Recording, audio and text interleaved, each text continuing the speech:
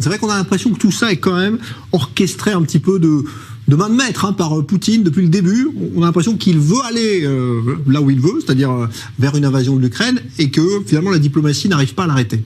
Non, je suis pas d'accord avec vous. Je pense pas du tout qu'il a mené ça de main de maître. Au contraire, je pense qu'il s'est lui-même piégé. Parce que il s'attendait à une décomposition du camp occidental, et au lieu de cela, il a un front uni.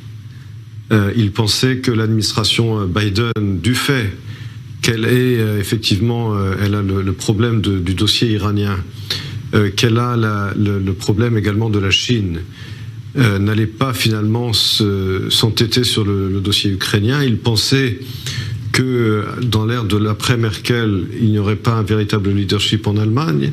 Il pensait qu'après le Brexit, les Anglais, comme avait dit Churchill, choisiraient le grand large au lieu du continent. Eh bien, rien de cela n'a eu lieu. Ce dont on s'aperçoit aujourd'hui, c'est vrai que Biden a mis beaucoup de pression sur Olaf Scholz. Il y a aujourd'hui un front occidental. Et quelles sont les options de Poutine aujourd'hui exactement? S'il décide d'envahir, les sanctions occidentales feront souffrir l'économie russe énormément. Je l'ai déjà dit sur ce plateau, mais je le dis encore.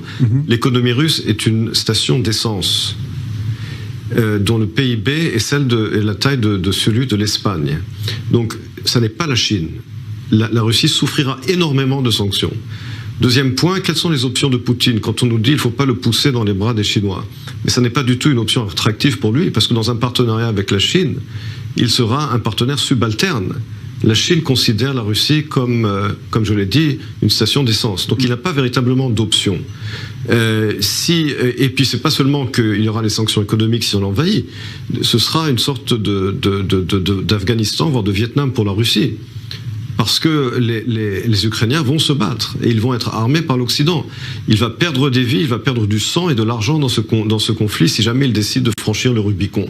Donc moi je ne trouve pas du tout qu'il a mené cela d'une main de maître. Je pense qu'au contraire il a fait des erreurs de jugement énormes. Parce que, entre autres, c'est un autre autocrate qui est au pouvoir depuis 23 ans et qui n'a personne autour de lui pour le limiter dans sa folie des grandeurs. Et personnellement, je pense qu'il s'est mis dans un angle très dangereux et qu'il essaie aujourd'hui d'obtenir une voie de sortie. Et heureusement, je terminerai là-dessus, qu'en tout cas, l'Occident s'est montré ferme.